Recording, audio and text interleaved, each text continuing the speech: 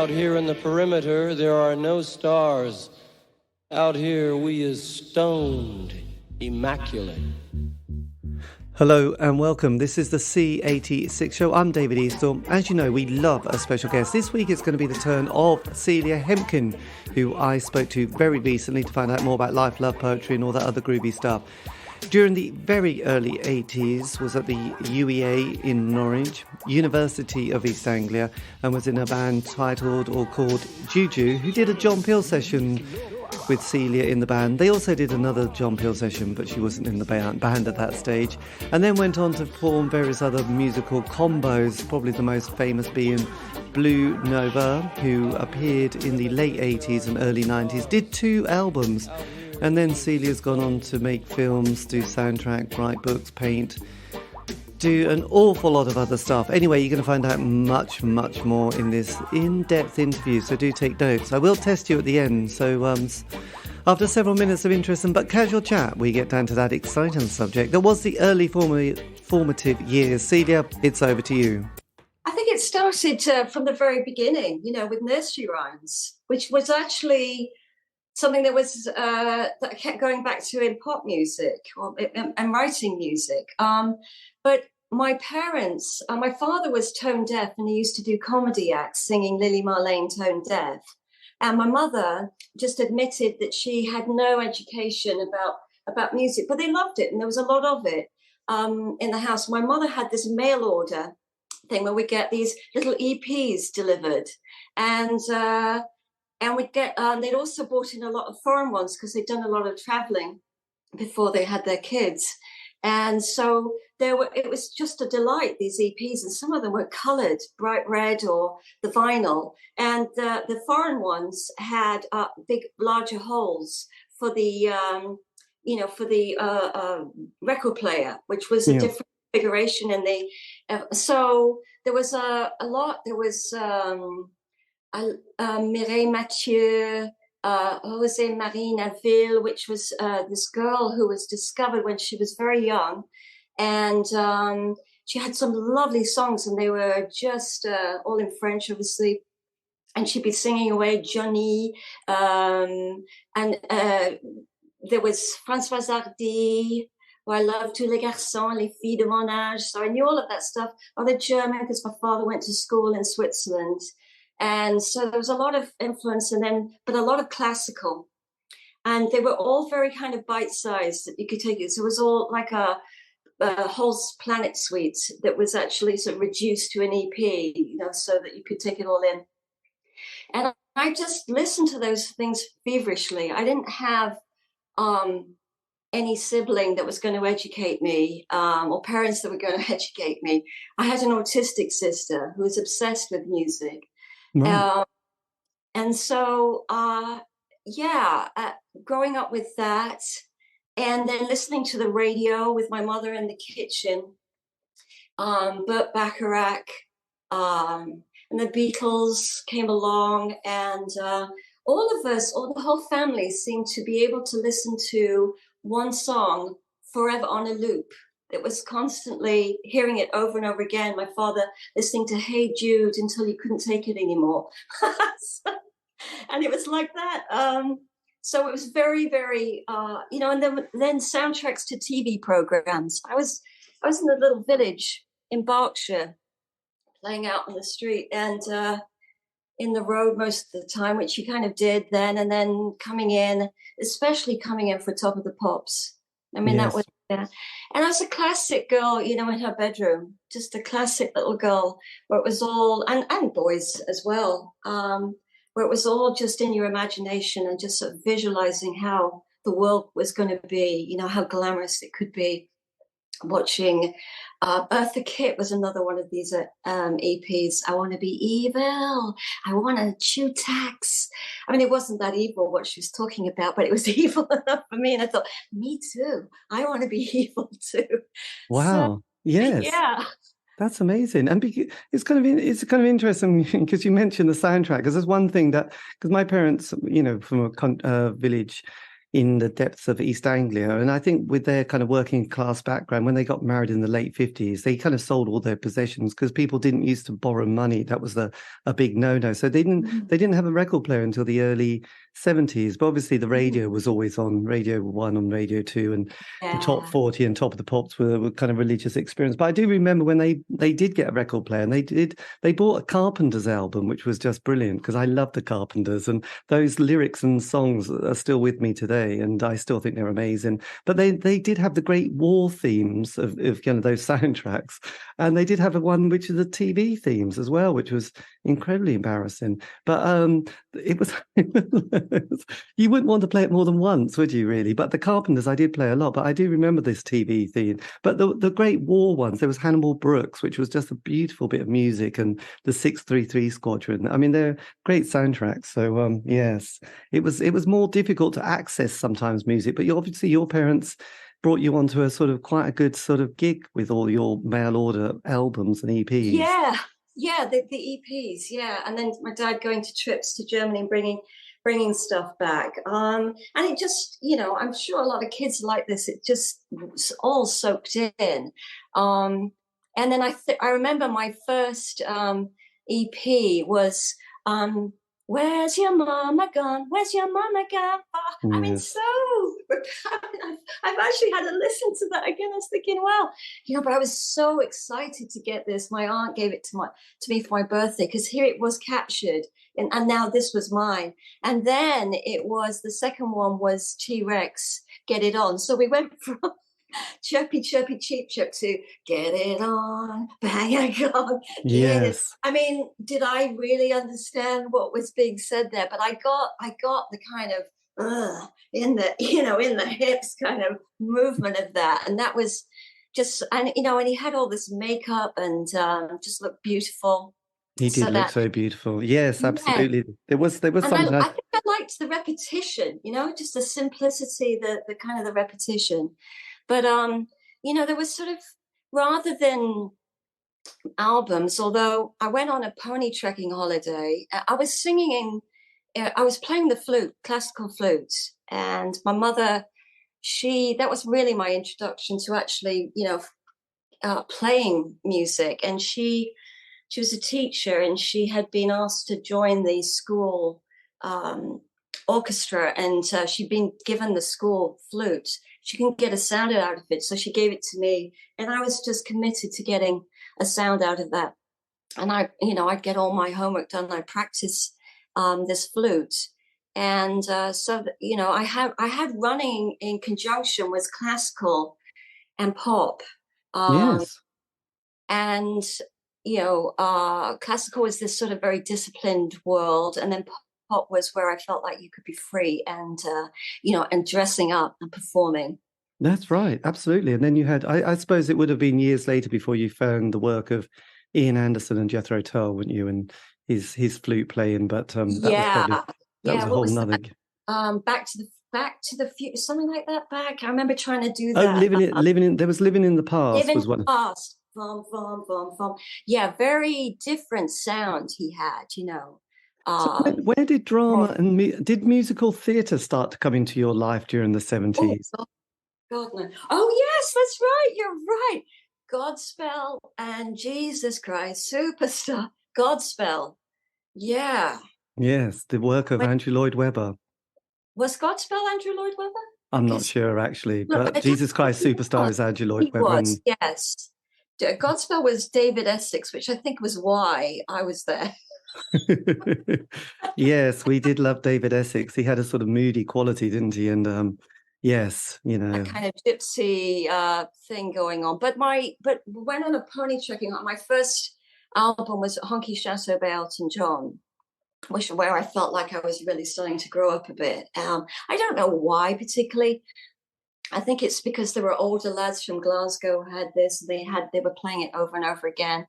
So, and then that was just introducing that to my best friend, and then we just got all the albums and obsessed on that. But Did So you? not Did you? very refined.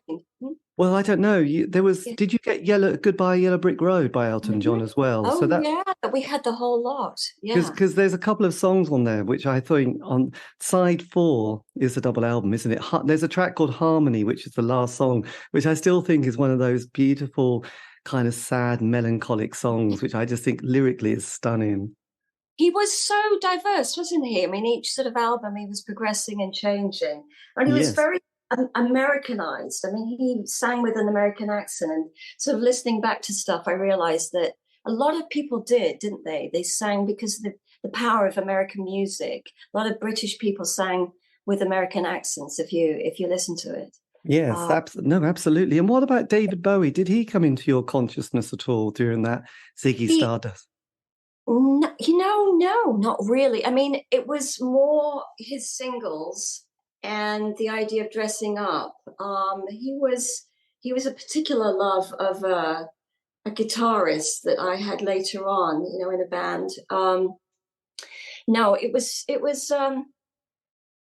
who would make I was just omnivorous. I would just take in everything, and it wasn't one particular artist. After the Elton John thing, it all branched out into just everything and anything, and it was more singles that would sort of impact me, like, for example, Kate Bush, Wuthering Heights. Oh yes. When that came out, I was absolutely knocked sideways because suddenly there was someone I could sound like that, and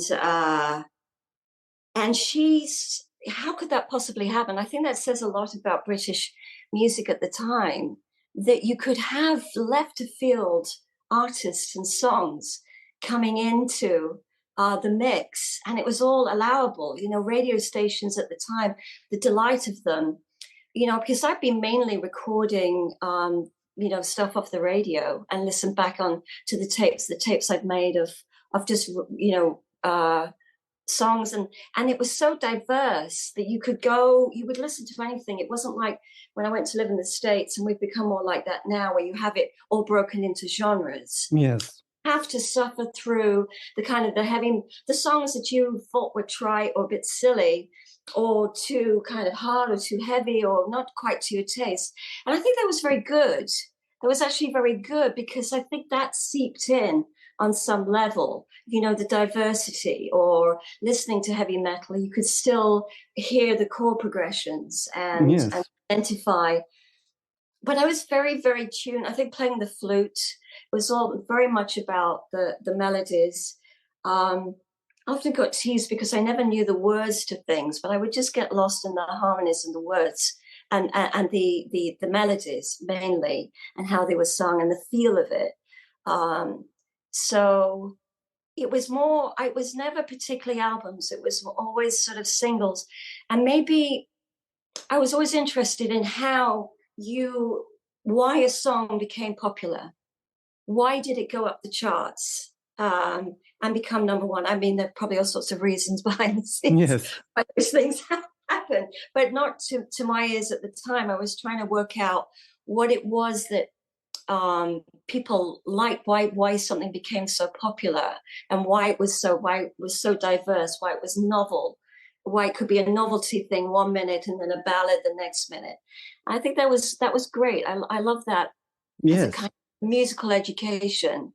I think it's one of the great mysteries in the world, isn't it? Like, because all that, a classic song, whether you really like it or not, it's kind of possibly not important, but you kind of think, there is something quite special about this song. There's something unique, which was I'm going to remember it, and it will be remembered for the next 50 years. Yeah, regardless of whether I like the artist or the band. But there is something special. There is something there, and that I find that kind of fascinating, because occasionally you get a documentary where somebody will think, let's write that classic song, so we'll get these musicians and this songwriter and this studio and this engineer, and they'll do this documentary for an hour, and they'll get this singer, and they'll go through this process, and at the end they play something that you think it's all there, but it's completely forgettable. Whereas when you mention, middle of the road doing Chirpy Chirpy Cheep Cheep, you think 50 years later, it's like, it's a classic song, isn't it? But they probably recorded another 10 albums. So, you think, don't worry about it. But that song it's going to be there. And it's,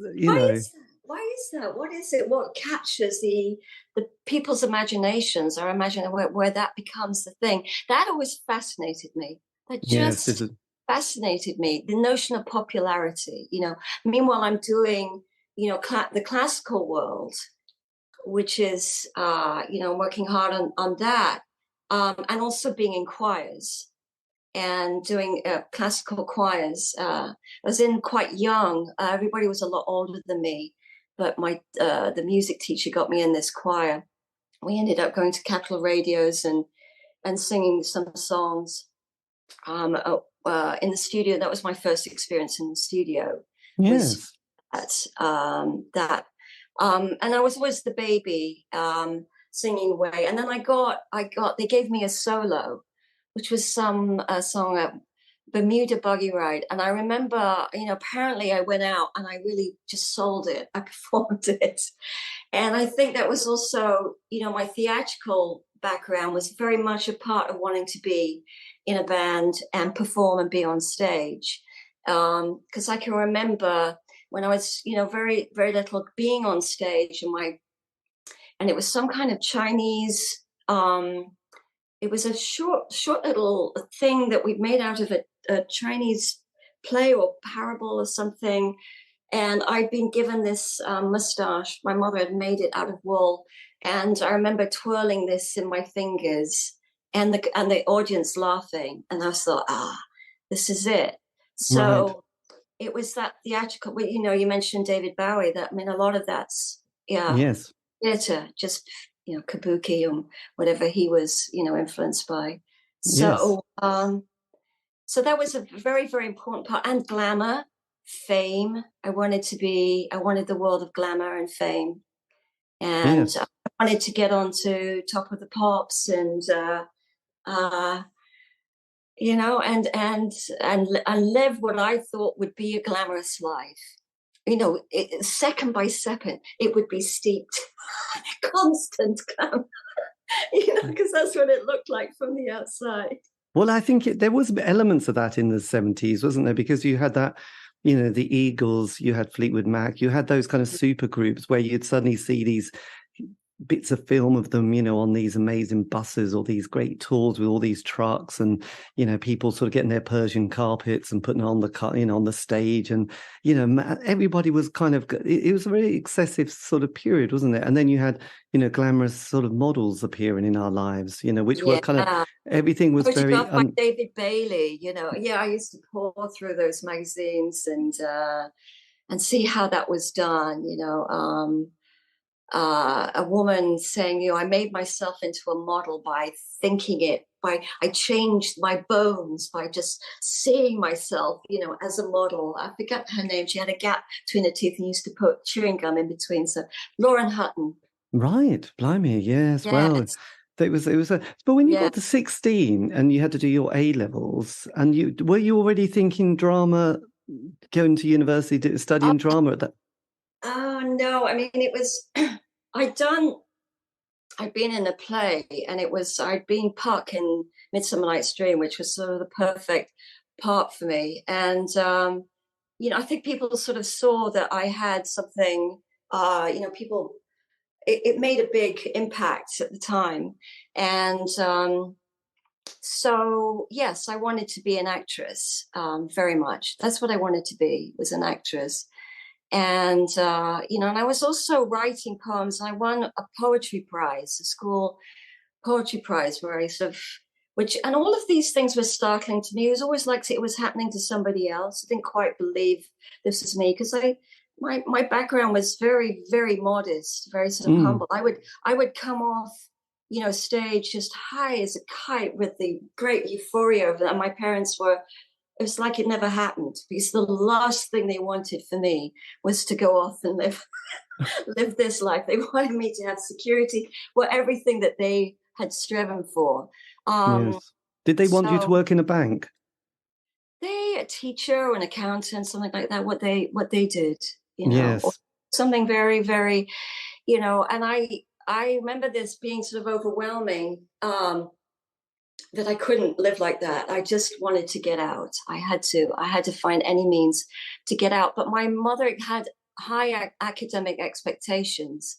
So I was sort of put on that track of, I did Latin for A level. Can you? Wow. So such a useful thing. I did classical Greek. I was just, oh my God, but everything was so dying on the inside, where I was trying to, keep everybody happy and just keeping my own dreams of freedom and just adventure and let me out of here. I had my plans. I was going to hit the road as soon as I can.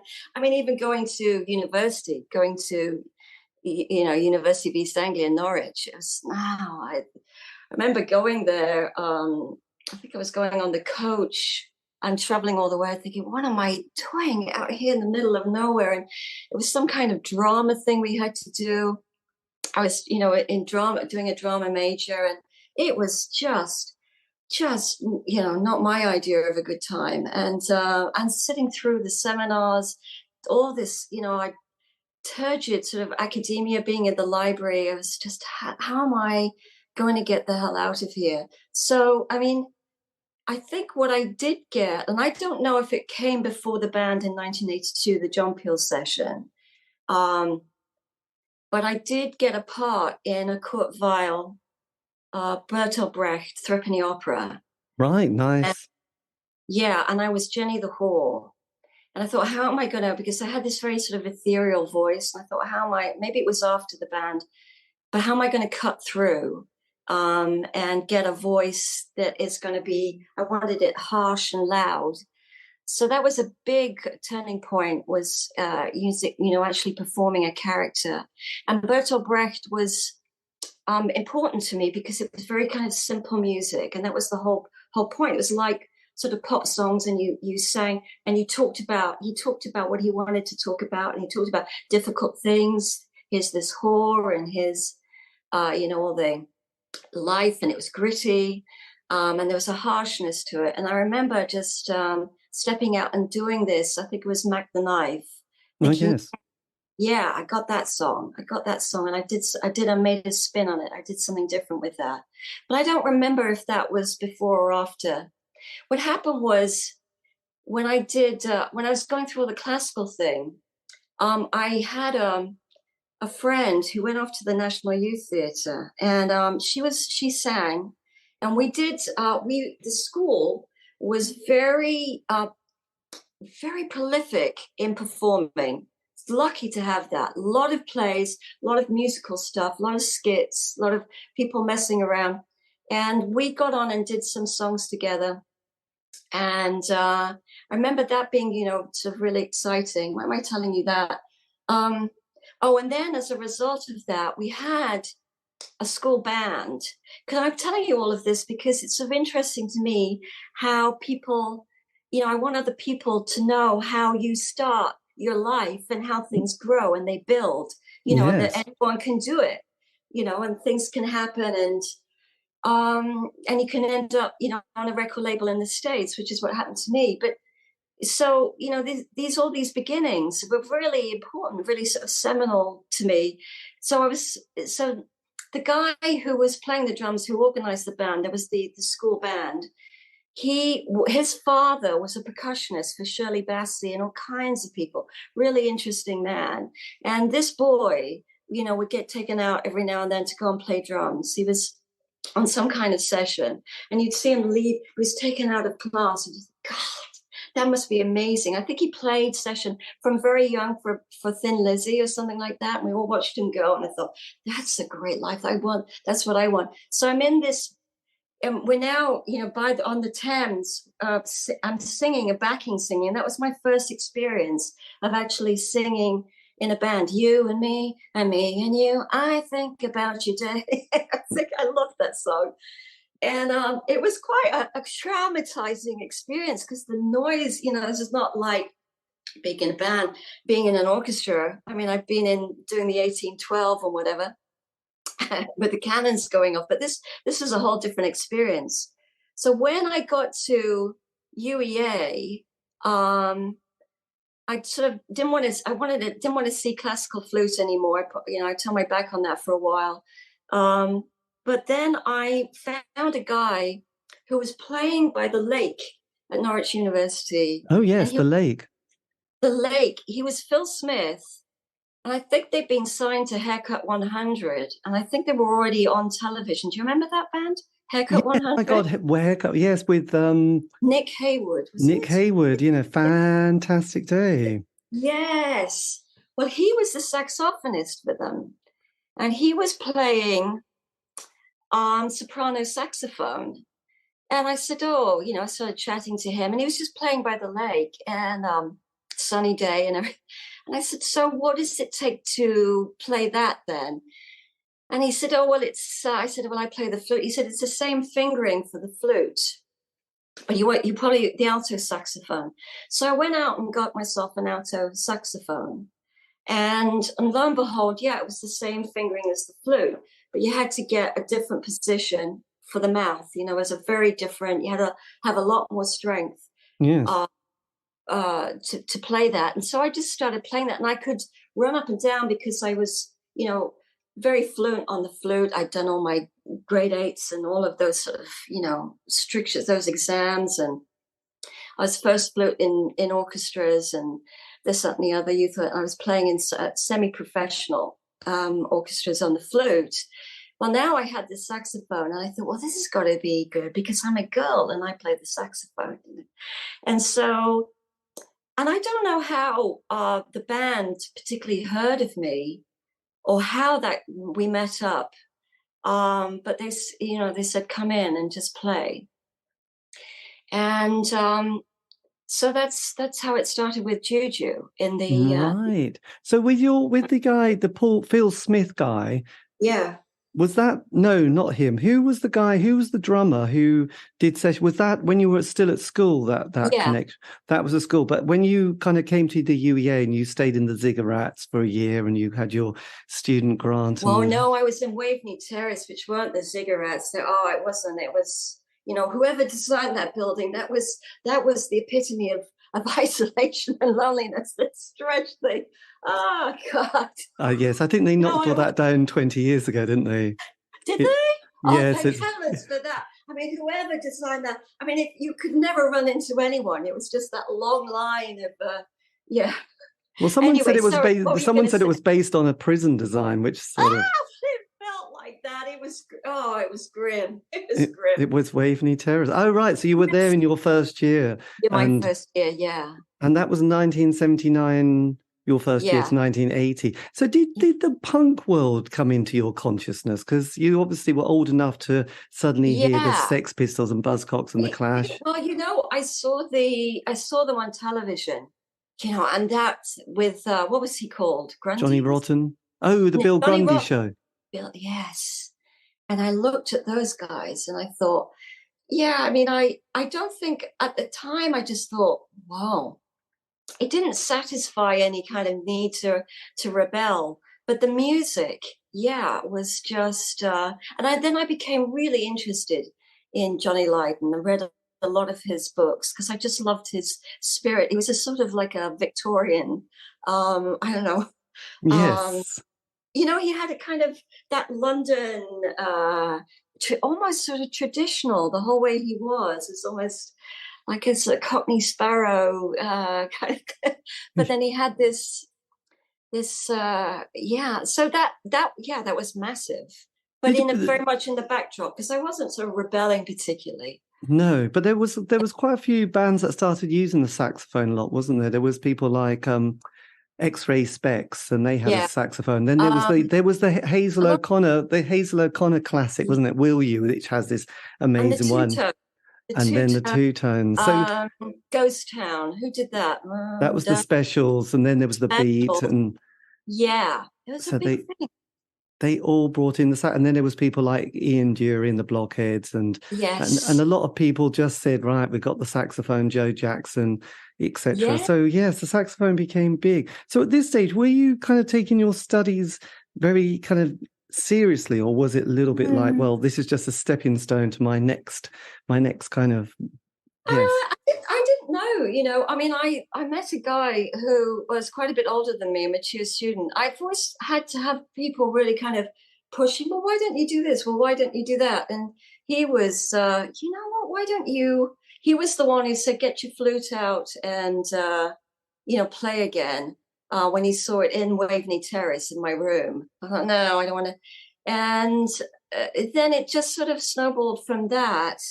And then I'd had some experience singing, but really that first session, what happened with that was we did a song. I said the boys were sort of jazz funk. We had the great players. I mean, the drummer was just great. We had a fretless bass, which was a thing at the time, if you remember. Jaco Pastorius, there was yes, a lot of fretless bass and a lot of emphasis on bass.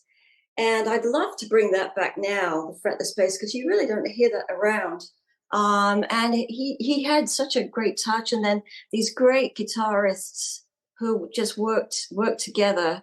And it was, the rehearsals was just sort of playing the saxophone. It was all, and I just got fed up with that because I wasn't big on really the soloing idea. From, as I said to you, I liked the way that, songs were constructed, and it wasn't for me, the 70s and all that soloing wasn't something that appealed so much to me. I mean, I it was there as a backdrop, but I was really, for me, the 80s was great because it wasn't so much about that, Yes. It was interesting because there was the punk scene in London, has a particular sound, but that punk scene in New York was much more diverse. I remember a lot of the bands that I've sort of listened to since then, and the labels that appeared in New York, they brought in a lot more kind of world jazz, kind of improvisation. It was much more. There was a lot more experimental music going on in New York in the early 80s, late 70s, which it's sometimes a bit difficult to listen to because it's so kind of. Yes, it has a lot of staccato rhythms and sort of, but at the same time, there's a lot going on, and the artists, you always feel the artists were quite tortured and quite complex. You couldn't say Sham 69 were a complex band, could you really? Well, yeah, I mean they were, but there was, I mean, what I got from that was that it was all bets were off. You could do anything. Yes, do anything, and that was incredibly liberating, and. So, I said to the band, why don't we do songs? And so that was how we then did this single, which now I think it was called So Here It Is. If you ever listen to that single, which went on to the fanzine, which called John Peel's, that's what put Norwich really, I mean, so I was told, was what interested John Peel. In UEA, which because there were a lot of sessions came out of that time from from bands in the university, and apparently it was that song on a fanzine. But if you listen to that song now, oh my god, I don't know what people would have to say about that now. Yes. So you did a single. Was this on something called Real Records? That's right. It was a fanzine. It was an audio fanzine called Real. Yeah, was it Real something? And it was it David Guttridge who put it together? I wouldn't have known. This was up to the band. The band were doing. I just kind of showed up. Did my thing. Made suggestions like, why don't we do songs? Tell you what, I'll write the words, and. That was my contribution. And then that song came out. It wasn't a single. It didn't go out on any label. It was just a song that we did that John Peel picked up on. And then lo and behold, now we're having this session. Yes, your John Peel session, which was recorded on the 19th of April, 1982, which is amazing. Produced by Tony Wilson at the Maid of Vale Studios. This is kind of kids now, and probably anybody else would just be like, God, it's so easy. How did it's well, I just kind of assumed that this is how it all happened, the thing about it was that in the rehearsals, whenever I showed up and played, it was so loud, and this is something I knew about that I got very used to playing with in bands, and especially boys, it has to be said, that nobody was really listening. They weren't really listening to me or what I was singing, And actually, on that session, I think I hadn't quite figured out all the lyrics And I was just, going to do it on the spur of the moment. So I didn't realize, because I've been used to I thought, this is being in a band, you're basically in a fog of noise. So when it came to actually, recording, I thought, God, everybody can hear me. I'm super exposed. But I love that about that kind of spirit that I had. That, well, it's fine. I'll figure it out on the day. I mean, obviously, a lot of it was sort of worked out, but I didn't really know what I was going to play or what it was really going to sound like. And I think the guys were a bit unnerved because there was a chap at university whose brother came to scout me at this thing. And I remember it was all done in a Harlequin's costume, which I'd stolen from my school's attic and had kept from the 30s. So I was dressed in these recordings, and these people were marching through from some kind of label to see, and to sort of propose a song to me, that I could have covered. Right. And I remember ending up in a car, in a sports car, so very low down, and this song was put on, and they said, we want you to sing this song. And I said, well, what's the matter with the girl who's singing this song? And they said, well, the only problem with her is she's got two heads. And I thought, oh, this is a very fast world. I'm not sure that I really want to be part of this if they're going to talk about people like this. But we played out live with that band. We supported Rip Rig and Panic. Do you remember that? Oh yes, my God, yeah. Of course. Yeah. And so, I mean, that was just in the deep end now, playing live. And did you enjoy the live experience? I was absolutely terrified. I was beyond terrified. I thought that what was I going to say in between the songs? I didn't, everything had been scripted up to that point in plays, and now I had to think of things to say. And so I think I sort of took the mickey out of some of the boys in the band, which didn't go down well. And I remember, the gigs that we did that were packed. It was just packed. There was no, the usual thing is you play to one person in a pub and maybe get your feet a bit wet. Yes. But this was just, wow. And did you play some gigs around Norwich, like the Jacquard or the Arts Centre? Yeah, we played the Jacquard, yes. So you were on the scene for a bit, weren't you? Not really, not very big, because I got fired after that first session. So the John Peel session. You got fired. Oh no, that's so sad. So what was that kind of moment? What happened? Did you feel it was coming? What? It was totally out of the blue, because we'd got a second session based on the first session, and I think, none of those. Those are the things about being in bands, you got to write out. No, it was absolutely devastating. But looking back, what they morphed into, I could see that they wanted to be something else. And I think when they finally heard me on the, finally exposed, I don't think it's what they wanted, but nevertheless, I think that it was a great combination, this very sort of light female voice and the saxophone and everything, and with this band that was tight and great. It was actually a really nice combination. But I think, maybe also people marching through the studio, sort of eyeing up the situation was a bit unnerving, because I think that this is the thing that I've sort of come to understand, being the female front person in a band, I think can be a bit unnerving for any band, I think, maybe, because the industry is often wanting to sort of isolate the girl in some way, or sort of, that was my experience anyway. Yes.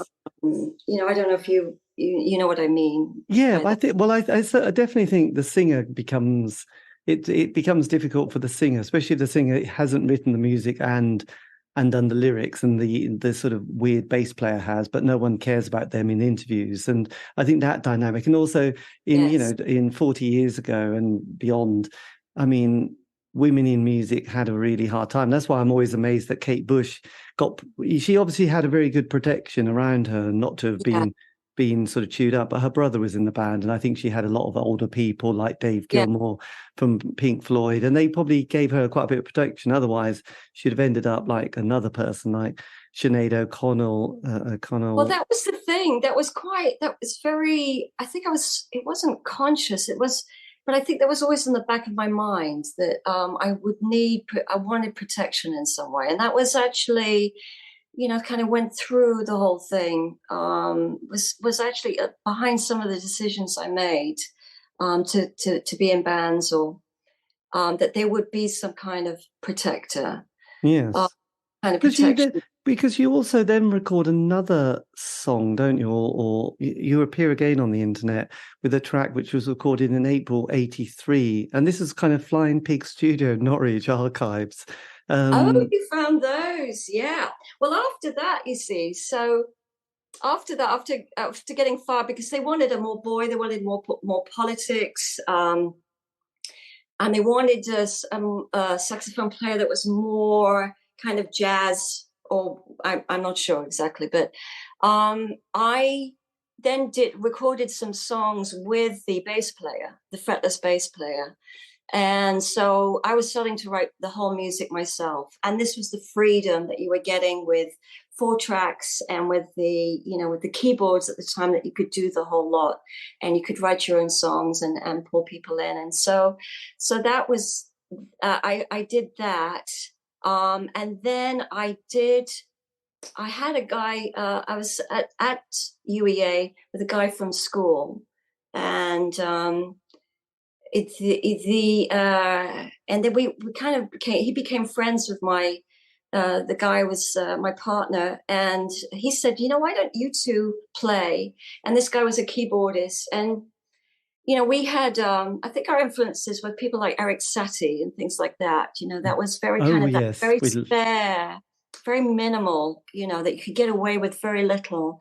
And so so we recorded these songs and sent them out, and we got response from London Records on those. And but I can still and my sort of interest in film was coming in those songs. Postcard with a View, in the break in the middle, there were sort of extracts from film soundtracks. And you got to remember, Laurie Anderson came out with Oh Superman. Yes. Yeah, which I absolutely loved. And, that told me that you could do anything that you wanted at that point. I mean, that was a song that came out of nowhere, wasn't it? And how No, absolutely. Yes. I mean, no one would think that would be a hit, but then when you heard it, it's still remembered 40 years later, isn't it? And that was a big thing, that kind of idea of building in a script into your songs. Yes. And also having repetitive, they call them pedals, but there's a song that we did, I still love, called Ether, which just goes on for about, I don't know, 50 minutes or whatever, but it's just got a pedal, then which is a repeated phrase, and then you bring in different elements, a saxophone for a short bit, and it's very sort of hypnotic. And I loved that, and the Art of Noise had music like that, which was very minimal, often very, very repetitive.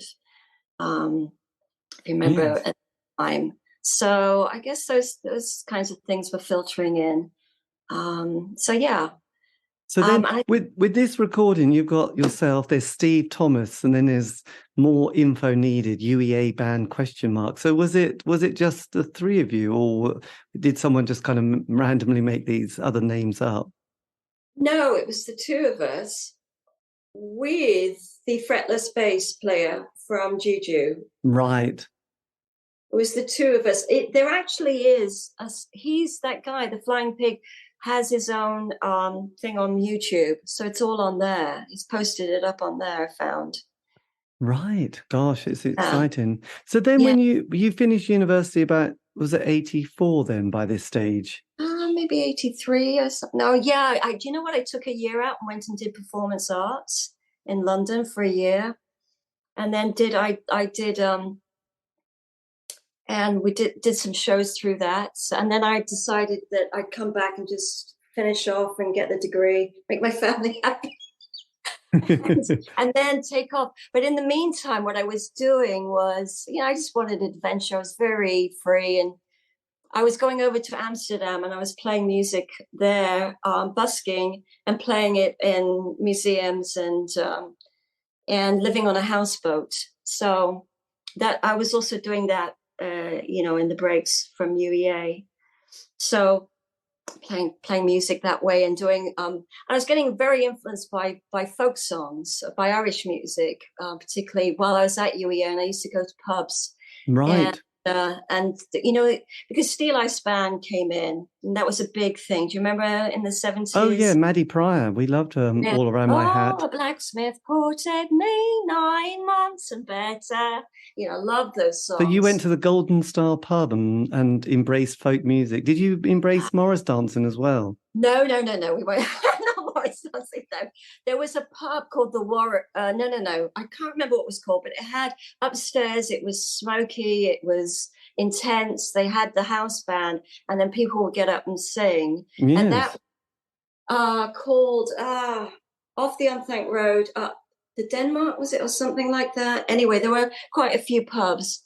I met Irish players, banjo players, and played with them and went a lot. And I liked that whole thing which stuck with me rather than blues. It's called modal, modal music, very open harmonies, slightly sort of discordant harmonies. And I like that kind of crushing, keening sound. So that was a big influence for later on. And so I was just doing that. And then what happened? Oh, and then nothing sort of happened for a while. I think the guy with those songs that we did in the Flying Pig, he went off to Japan. So when we got interest on that, he'd gone.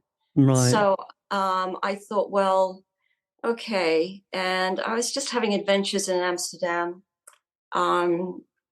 living in a fire station, or doing a lot of sort of modeling for artists and a lot of photography, people taking photographs. Were you living in sort of squats and places like this and hanging out in interesting anarcho-anarchists, sort of punks and people like that, or was that? No, I wasn't in it with any particular group. It was just me and my mates, or anybody that I found. I did join a band that was what do they call? I can't remember the name. They call themselves something punk, and we played in a very sort of staid seaside town in Holland and got spat at. And one of the guys was in love with a Polish trapeze artist, so we followed the circus for a while to satisfy his. But that was all living on this houseboat. Yes, which I got by. They wanted to take photographs of me. They were feminists, and so I agreed to have these photographs taken. They said, "Oh well," for their exhibition, looking angry in my Harlequin's costume. And then they said, "Oh well, we'd like you to stay on this boat because we're going to go off for about 6 months or something." So, and that was right on the edge of the red light district. Right. And so I was always going through the red light district, and then a guy sort of hired me to play in his coffee shop, and he'd been to school with all of these girls from the red light district. So we used to walk around and talk to them, and he'd say hello, and because they sat in the windows at the time then. Yes. Sorry, am I bamboozling? No, it's a very bohemian life, and obviously, it's what people did in the 80s, didn't they? Sort of drifting quite a lot, being quite sophisticated and cool. I mean, there was then, a lot of French cinema coming along. There was, films like Betty Blue and Diva, and those. Now we're talking. Yeah, that soundtrack was on repeat. Absolutely. I know, because you mentioned Eric Satie, and I thought, oh yes, you must have then gone to the kind of the spatial qualities of Betty Blue. Yeah, Beneath's this Moon in the Gutter, all of those great soundtracks. Yeah, film soundtracks were really important to me, and 9.5 weeks. Oh, I mean, because the Eurythmics, when they came out, they're all, Pretenders, Blondie, that was kind of more my area, more what I was, being influenced by, I'd say. There's the Kate Bush thing where you could go up into the stratosphere and have strange voices, and then there was this, the sort of the power woman at the front of the band, and the song in 9.5 weeks. I can hear the sound of the underground train. Just so haunting and so minimal. I loved all yes. that So stuff. did you then have a synth pop duo as well? Was that Yeah. during this period? Well, So that was the flying pig thing was really a synth pop duo. But then he came back from Japan, and was this Postcard with a View, Black and Red Ether? Was this part of that period? that was the flying pigs one. And You that do was, look incredibly sophisticated on these photographs, don't you? oh, well, I mean, that's the bedroom thing, and practicing the Lauren Hutton, all those 70s, all those Vogues that my mother got, all those magazines. You just got it down to a T. I used, practice. I used to practice in front of the when I was supposed to be doing my homework. I used to practice in front of the mirror, the looks and the various how you pull that off. Right, my God, I know. Pull that up. I could do a course. I know exactly how you do it. Anyone needs to know, just come and ask. I'll show you how it's done. Yes, well, there is that, and a sort of Evelyn Wall.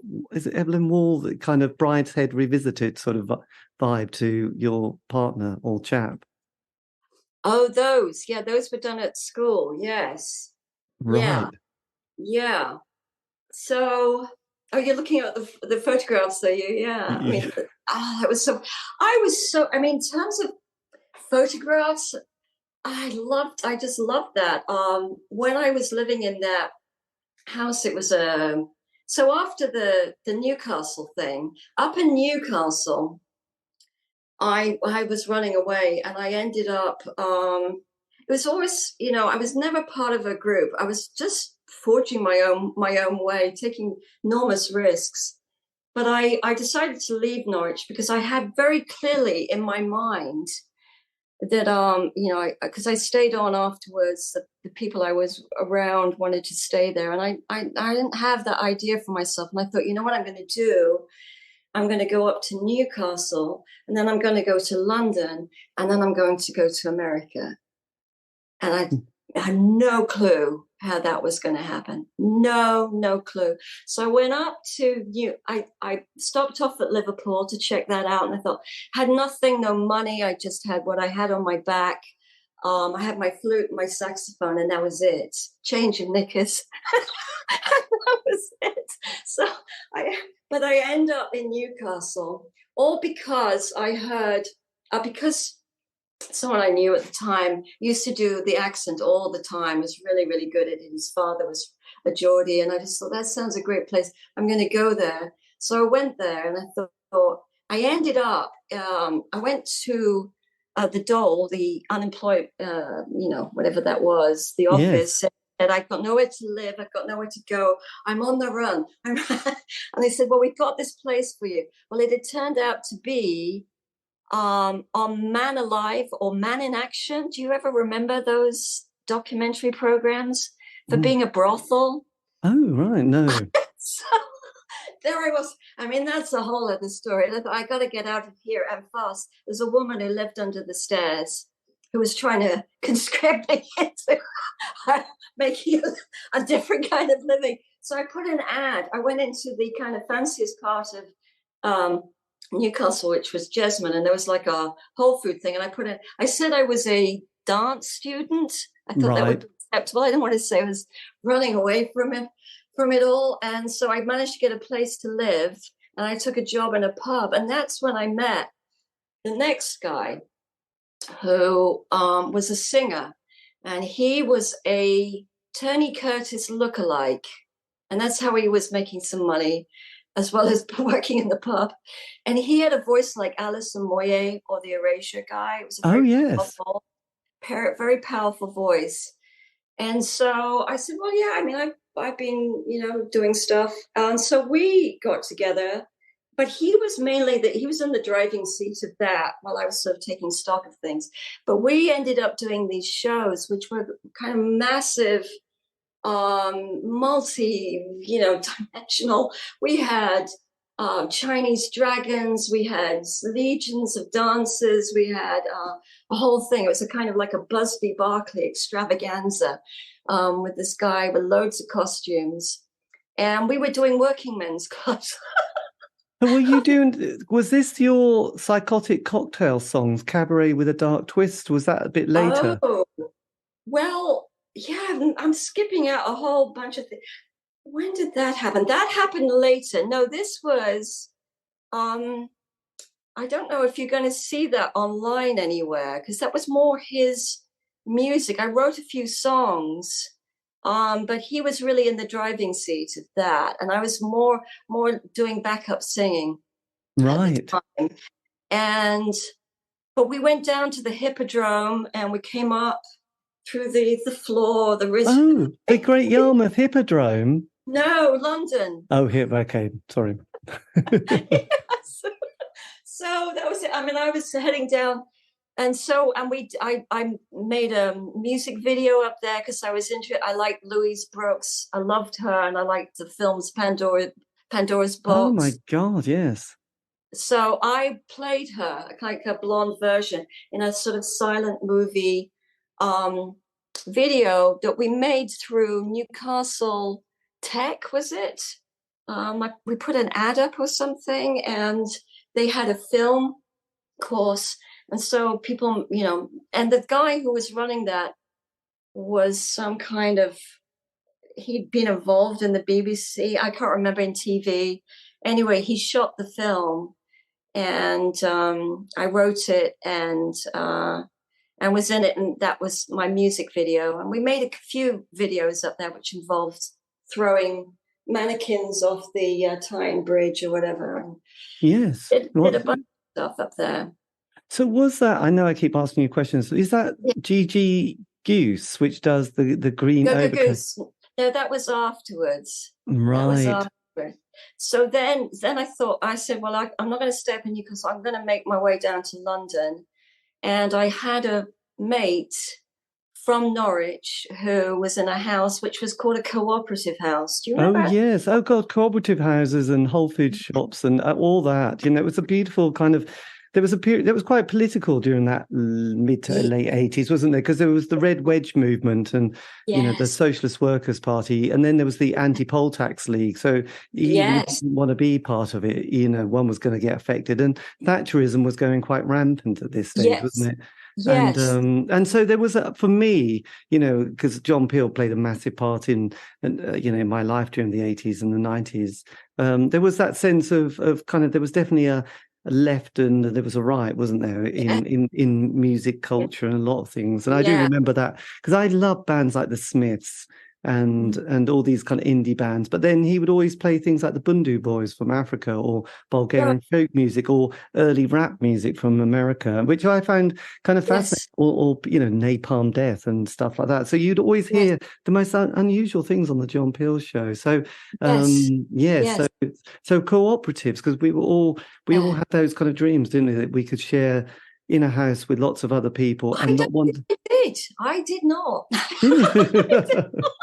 No, you dreamed of sort of. No, I mean, this was some kind of link. I remember going, because I've written a book, a novel, where I'm talking about this, and I'm talking about music, and it's called Orange Peel, and it's on Amazon. It's just about being, and it's that period of and being in this cooperative house, and just sort of, God, I don't want to be on these committees and sort of grinding away, and I understand what's so political about the fact that the roof needs to be fixed. And I just didn't, I didn't really understand it. I just was, focused on the music. I've written about that through the character of this book. And so, but I was in this house, and a lot of people weren't really politically motivated in the house. It was, so between Finsbury Park and Crouch End, and it was a big old house, and it was just great to be able to live there, enormous garden, and do up your own room and just go out into the world, because it wasn't, there wasn't much to pay in rent. And then you had the enterprise scheme. Yes, the enterprise allowance scheme, which was all very Yeah. good for our creative arts, wasn't it? I mean, all of that, the dole, all of that allowed you to really, I worked. We created a little studio. The guy came back from Japan. And so that's the Goo Goo Goose thing and era. And he eventually got a room in the house, and we had this little room which we just made into a studio. I remember going out and getting a Roland D50, and this thing could play anything. And yeah, he and I wrote the Psychotic Cocktail songs. We started off doing another thing in coffee shops, and then this was in art centers. Sort of dressing up and being psychotic and and disturbing, and pushing people to the edge to think, is she okay? And then I'm not sure. I liked living on, that kind of edge. And then and just trying to get a record deal was always the thing. And Yes. take around. And did you get much interest at that stage? Because there was a lot of record labels. There was these sort of indie labels, which like Rough Trade and the Glass label, and then you had all the mainstream. People must have seen you and thought we could mold shape. No, I don't think I was cool enough. I didn't sort of fit into any particular. I mean, we did get interest. I think that was the time when we got interest in Decca or London Records. I'm not sure when, but yes. But I would show up in places. They said, but have you looked into the record company? Do you know what we do? And I go, what do you like what I've done? Right, yes. I didn't, I wasn't cool. I mean, I didn't know about music in the way that you knew about it. That came much later when I started putting the pieces together. Right. I just wanted to write. I just wanted to sing. I wanted to perform, and I wanted to wear great stuff. And, and I just, and also what was behind was the idea of, maybe I can sidestep the auditioning process if I make this, and this is in the book, it's so sweet, so innocent. You got to go back to that. If I do this, if I become known as in this for my music, and then maybe I'll get a chance to act as well, And she says this in the book. And then I'll go into politics, and I'll wear a really lovely suit, and then I'll change the world. I was just thinking like that. Just sort of drifting around and encountering people who were starting to give me more of an education about music. There was a guy who I met through the NME, because I was now advertising for people in the NME and the Melody Maker, and meeting all these musicians through that. Right. Was this the late 80s now? Yeah. So this was kind of, because I suppose there's a bit of a musical shift. We had that, roughly the sort of the punk period, then New Romantic, then we had yes, and then the indie world with the Smiths, but then you had Spandau Ballet and Duran Duran. Yes.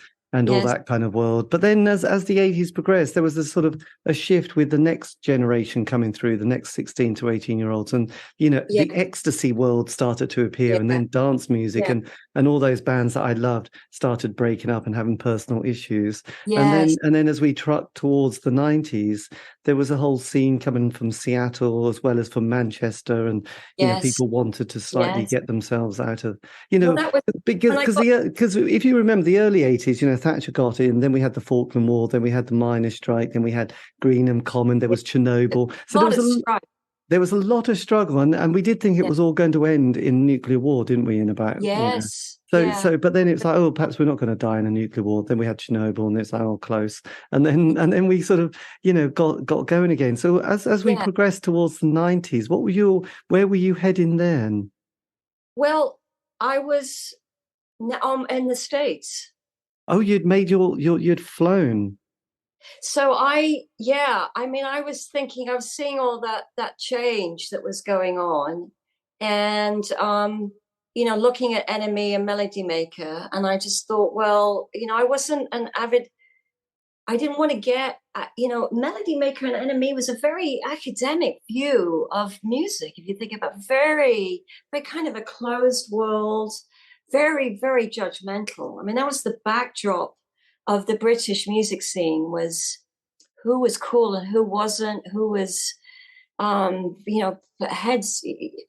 There's a lot of judgment. Do you remember that being the Oh, case? yes. I mean, yes. I mean, part of that.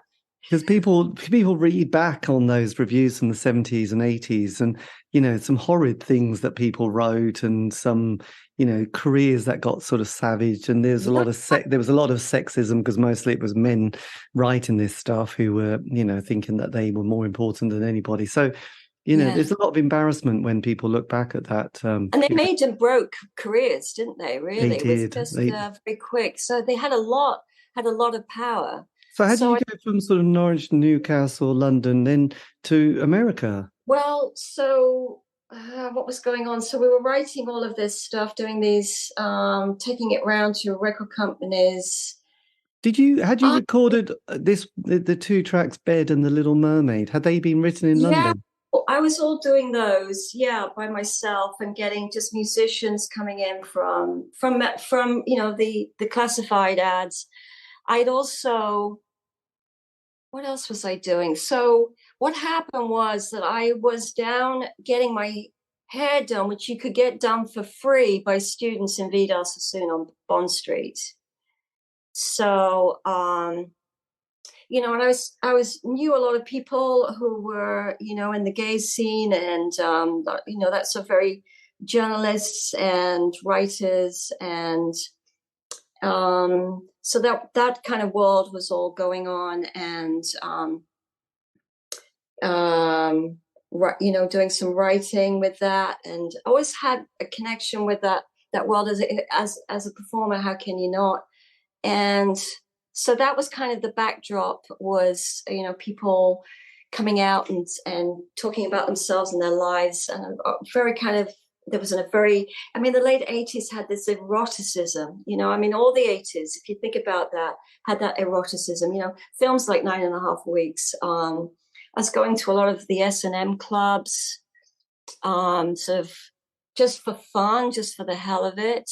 So it was an interesting underground time in London at that time as well. Going to clubs, just very freewheeling, and then of course you had the AIDS terror, so yes. That was kind of the backdrop of all of that, and I knew about all of that, knew these worlds, and was just going into all kinds of areas. Heaven was a world, so that was kind of. And then, so there I am getting my hair, and I come out and I'm sitting in a coffee shop in Bond Street, and this guy's making his way towards me, and I think, oh, please don't sit next to me. Oh, I guess there's nowhere else to sit. Well, he turned out to be a Frenchman living in Florida. So I thought, well, I'll sort of, I guess, you're at a loose end. The people have stood you up, they were supposed to see, and he was an Anglophile. And I said, well, why don't you come and see? I wasn't doing the Psychotic Cocktails songs at the time. I said, well, I live in this crazy, really interesting house. There were leaks everywhere, so we had pans and pots to catch leaks and everything. And it's like a monster's house. And we all had our gas stoves that were the mobile ones that you just kept powered everything up. I don't think they're allowed now. Maybe they are. But that was what heated us. The kitchen was always freezing, but the house became very communal. People were very locked off from each other, and London was like that. You can be very lonely in a big place. But I remember getting everybody together, and we became. And one was a photographer. I said, "Oh, why don't you take photographs of me? I'd love to have my photographs done." And then I knew people and other photographers. I was always encountering photographers and said, I'd like to take some photographs of me. So that was why there's a whole wealth of those photographs. And anyway, so I said, well, why don't you come back to this house? You know, I knew a lot of people there. He was in a very, very smart pink suit, you know, very, very pristine, very well turned out, this guy. I thought, let's show him this other side to life in this house. And I said, well, why don't I do you some songs? If you like music, I'll do you some songs of the Psychotic Cocktail song. And he said, I will get you a record deal in America. And I said, okay. Who is this guy? Anyway, the long and the short of it was he did. So he was a realtor. So, you know, nothing really, I don't think anything I can describe really went according to some kind of plan or some particular.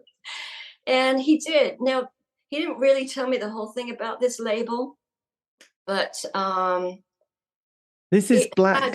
This is black and blue. Black and blue. Have you heard of them?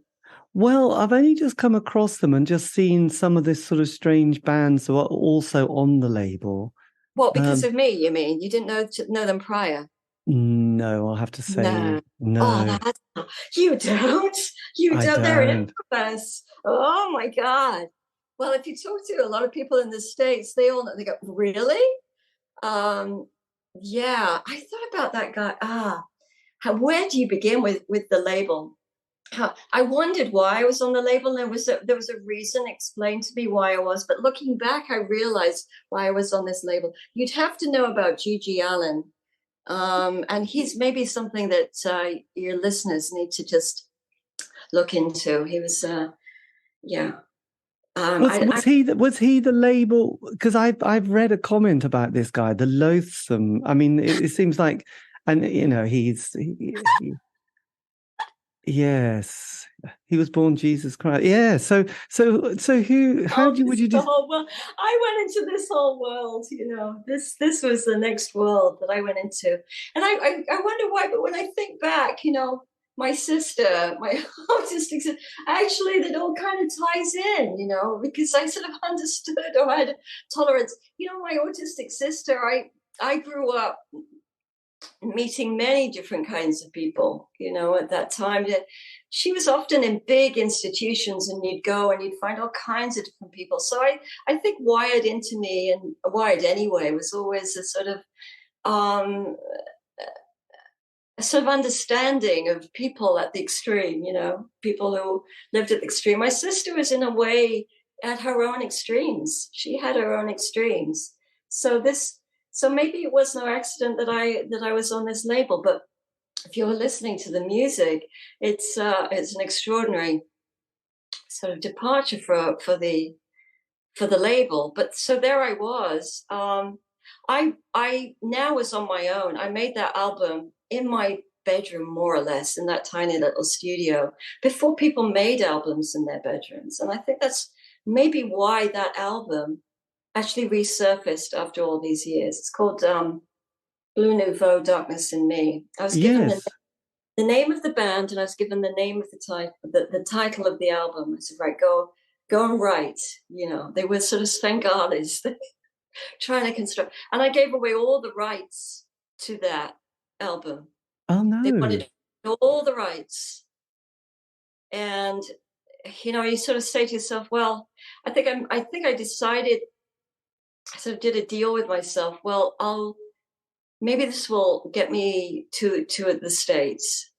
And I wanted to go to the States because I think I wanted to get away from the enemy and the Melody Man. I saw America as being just a whole different, you know, maybe more tolerant, maybe less judgmental, maybe less niche, less cliquey than Britain at that time. And I remember thinking, I just want to go. And I've done English and American studies at Norwich University, and my partner at the time, he was doing the film, and that was what I was most interested in, was looking at American films. And so American culture was really important, and understanding the American art scene was out there. So that was my way to get myself out there. It took a kind of a year. I wrote the album. I kept thinking with the album, every song I sent them, and I'd gone to get my the people I work with said, you got to have singing lessons. The guy who looks like the Evelyn Waugh character, Yes. you got to go. So I went to Tony Debret, who apparently tried to get Johnny Rotten to sing. Oh, yes. Right. So and apparently he just sat in the corner and refused. His record label why they did that to him, I don't know. But so there was there were all these exercises, which I gamely did. But I so secretly admired the fact that Johnny Rotten just refused to cooperate. And I wished I'd had that spirit. But and then her son, he actually sort of engineered that little album that I did, which I did on an 8-track Is this Peter Yarmouth? Yeah. It's funny hearing that name come out of your mouth. Peter Yarmouth. So he's the co-owner of Black and Blue Records. Now, yeah, at the time he's gone into partnership with someone else. Yeah. So, but at the time he had another partner who died, who was the one who liked me and wanted to sign me, who died of diabetes, not long after I'd gone out to the States. Oh, no. So I did that first album, and that's how that was discovered, this album. Did you know that? Have you read? No, I haven't read about the album that much. So it's been rediscovered. So it's doing quite well. Yeah, well, this is the strange thing about it. Yeah, this is just, it is surfaced. I think there's an 80s revival, is partly it.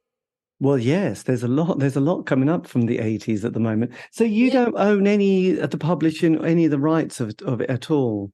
No. God. So you've never had a royalty check? No. It's one of those things where, why do you do that? I think I thought, well, look, I'll get to the States, and this album, it's my first album. How good could it be? How good could this album be? And I'm writing everything, I'm doing everything. And the last time I'd done everything was after Juju broke up, and I, done those things in my bedroom with the bass player. But here I was, this was really what you'd call a bedroom album, really, this Darkness in Me. And I made it, and I got musicians to arrive through the Enemy or the Melody Maker or whatever. Simon Thursby, who was in the House of Love, came and played. There's a whole, you'd have to read this in the novel because it gets into all kinds of bizarre things, which is probably best kept in the novel. And I was just writing, and because it didn't have any sort of thematic continuity to it, because I liked different songs. So I was just trying to write a different song with each song. It's like, well, why don't I go over here? Why don't I try this? Why don't I do this? And I think the song that people have liked is The Obscurity, which is the talking song. And people have made videos of it. Anyway, so out I go. I've made that album. And so I go to the States. I had worked on newer music with a guy I met through Enemy, who was at Cambridge University, and he used to come down, and I moved out of that courthouse and now had a flat, which was a couple of roads away. And he would come down, and he had this kind of raw guitar sound. He had, he had that English folk thing, and very percussive. And I just started putting song words over that and songs over that and forming them into songs. And I had that as a kind of rough template. And I went out. I love to find that guy, Mark. And I went out because he didn't want to come out with me. I said, we could go to the States, got this deal, don't you want to come? But people had girlfriends, they had lives. And, what was his surname, Mark? I don't know. I don't know. He was this guy who would show up, who would sleep on my floor and help me even soundproof the little room. Poor guy. And laid down these tracks. And but then he sort of disappeared. He did his final. I'd love to know what he was, some of these people I've met, what they're up to and what they did. Yes. But I took those rough 4-track it was never an 8-track. It was always a 4-track. And I had an 4-track. I had a reel-to-reel at one time. But and I took those and I went to the States. I'd already done the first album. I said, I want to do these songs now, which were much more because the Seattle sound, the Nirvana thing was coming out, and I wanted loud. And I'd also been very influenced by Les Voix de Mystère Bulgare, that voice, that guttural voice that they have. And I thought, that's the voice I'm going to use so I can top over the band so people can hear me. And so it's a chest voice that you push up into your head. Yes. That sounds, that kind of harsher sound. So I was getting that kind of sound. And so I arrived, and in the middle of nowhere, this guy, Peter Yarmouth, meets. He's got these jackets with all my pictures on there and my name, the name of the band, the hats. It was pure Americana. And I thought, wow, where have I, we're driving, I'm seeing Reading, I'm seeing all these names. This is the East Coast, this is Massachusetts and Rhode Island and all around, just to kind of parachuted in. And and then he said, well, we've got this band for you. They'll play, met them. And then when it kind of evolved onto, I'm trying to make this short, so it evolved onto another set of band people who the guitarist knew, and then we recorded the second album. And these players were just great, and I've been very, very lucky, sort of as inexperienced as I was.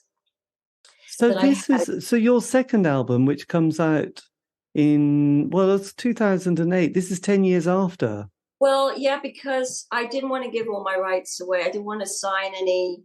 So I'm now, we're on the East Coast. We've recorded the album, and which is a very different. This was now in a proper studio. It was a very different experience from doing the John Peel session. I thought it might be like, this was doing tracks over and over again until I was crawling up the walls begging for mercy. Please don't make me sing my life. Yes. Please. I have no voice left. So what happened? There's quite a gap between 1990 and 2008. So are you still playing? It didn't get released because we just sat on it. And so you recorded that second album quite soon after? It didn't get released because there was a contract. The guitarist was from LA, so I said, I want to go out to LA. I don't want to be here. I want to go where it's warmer and where there is. I want to go to Los Angeles, and he was from there. So originally, we had a place to stay initially. So we were there, and then we formed a band. But we had these recordings, and is this Tom? Tom. Who's the guitarist? Guitarist was Minx Mario. Right. Yeah, you've got to skip ahead. You're not keeping up, David. I know. So I'm just on the second album. You've got a guitarist called Minx. But yes. You see, I can't remember what he's listed as. There was an EP that we put out. Mario Tremaine or Mario Middleton. He had various names because he came from an interesting background. There's a producer called Mario Tremaine. That's him. Yes, there we are. He was the guitarist. And right. So there was another guitarist called Tom who's on keyboards on this second album. Oh, yeah. Yes. Yes, there's a bunch of people played on that. Yes, Tom D'Agostino. Yes. There you go. Yes. He was the owner of the chainsaw workshop that we rehearsed in. Anyway, I'm trying to. So we get to LA. So we now have our own band. So now we're playing the Strip. We're playing the whole thing. We're doing the whole LA thing now. We played the first Coachella ever. We played the Troubadour, all of those things. We had a regular gig on the Strip that we would play, practically every weekend, I think, as far as my memory goes. And there was a dance club upstairs, and then everybody would come down and see us play. We did a lot of stage props. We did a lot of different things. And and then we played also the Guns N' Roses. The drummer was Swedish, and he happened to know the Guns N' Roses drummer, who was also Swedish. So we Right. played his club quite a bit. And So were you influenced by that American sort of hard rock, hair metal? no, not at all. God, no.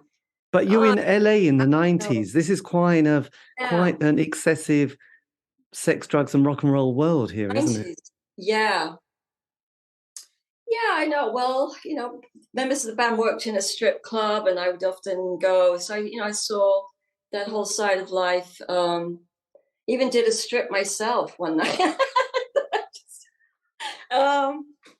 So it was the Rainbow. Remember going to the Rainbow. Remember the guy coming out of the Rainbow going, "You've got it.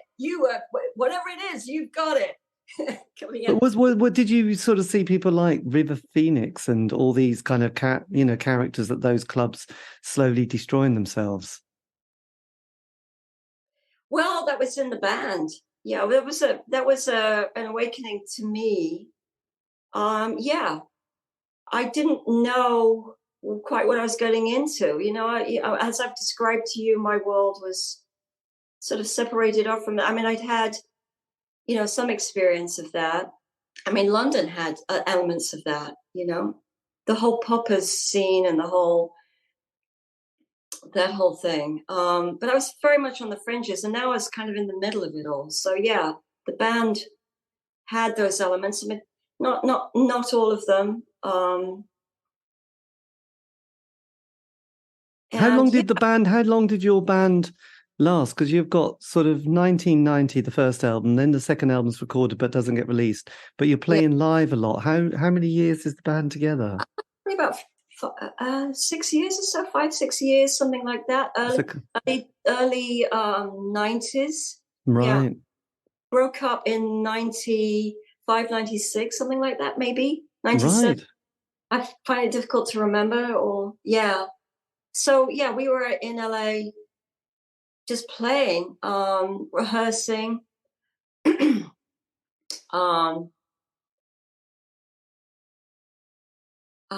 Yeah, interesting world. All the jobs, I'm thinking about all the jobs that I did.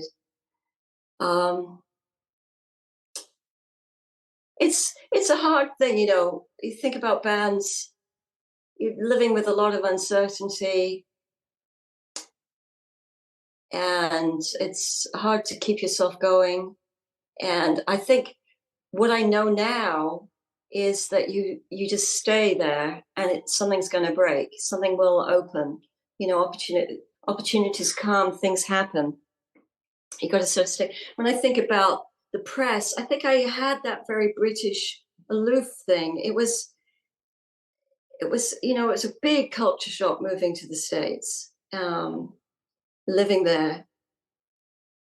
I thought it was going to be like England with an accent, but it's not. It's very, very different. You've got to understand people. You've got to know what the culture's about and what they're referring to. It's not, Little Britain anymore. It's a much bigger world. And I couldn't quite understand how it really was freer, and that you didn't have to judge yourself so hard. I mean, we had people who followed us and fans. We had press who liked us a lot. I didn't really know to relax and just sort of get to know them, for them to get to know me. And it was only, because I lived in the States for over 20 years. Yes. But I went into the film aspect after, and I'm writing books after the music. When the music broke up, I was, very devastated, because I'd put so much energy into that. But I think that when it broke up, and there were a lot of reasons for that, which if you've ever watched the behind the music, I mean, I watched all of those avidly, because yes, tight little thing, and all of these pressures, and you've got to write the music, you've got to get yourself there. It's a lot to handle. We did the fact that the album came out that much later was because I don't know how this guy, but it was you remember a band called Bread? Yes. There's a lead singer called David Gates. His son, Craig Gates, was an attorney. I think he was a music attorney. Anyway, and he advised us and he said, you don't want to sign this contract and this is what you need to do. And he just helped us out pro bono, and he came and looked at us and I think sort of shopped around for a deal for us for a while. A very different life out there. Exciting. What an adventure. What a complete adventure. Yes. 20 years. So when the band broke up, did you then stay in America for that period and and how did you reinvent yourself at that stage? Well, I don't know why I didn't just form another band, but things were starting to catch up with me and I needed to start sorting things out in my things that happened to me in my childhood. I started writing and so I started writing books. And wasn't interested in, I couldn't listen to music. I just didn't want to deal with music. And I thought, that's it, I'm finished. But then I wrote a book and then I decided I was doing background in movies. I'd done I had different jobs, like everybody else, waiting tables, coffee shops, temping, anything, soul destroying stuff to do. But everybody is doing it out there. And I think the thing about Los Angeles is that you have this sense that everybody's on the same track as you. Everybody's doing the same thing. And I thought I'd do the background thing just to see if acting was what I wanted to pick up again. And what a world that is, all these beautiful girls coming from small town America and just in the sea of competing with each other and trying to, that whole world. What a fascinating world. Also very boring. Being on film sets is incredibly boring. And then I decided I'd make my own little film, and rather than go out and get funding, because I would have complete control. And I was going back really to that first album idea of making music in my bedroom, now make a film in my bedroom, which is what I literally did. I made a film in my bedroom. I played all the parts and it was based on the novel, which is all about music, the struggle, the dream and the struggle and how you're going to navigate the sharks and the waters, choppy waters. And then I started writing the soundtrack for that. And so I was suddenly writing music again. For the soundtrack and making it in my bedroom again. Right. And playing it all, doing it all myself. So yeah, I love that soundtrack and becoming more experimental because when the band broke, I really started looking into just how, putting music into context, stuff I can tell that, growing up more than I would ever have done. But I just, started understanding and musicians and the history of rock pop music and where it all came from and all these different figures. So I did that. I put it all the pieces of the puzzle together. And but I became, I was getting more interested in all kinds of different kinds of music, and I am interested. But I still love the bubblegum, the sweet, pop stuff still to this day. Yes. I know. It's a perfect form. So that's 20 years. That's 2000. So in 2000, did you then? Actually, I might have got my dates wrong now. Might have 2000 today. So when did you come back to the UK? I came back 2012. 2012, right? Yeah. So you did a lot of different sort of artistic things. So when did you write the book? 2000. Right, that's Orange Peel. Yeah.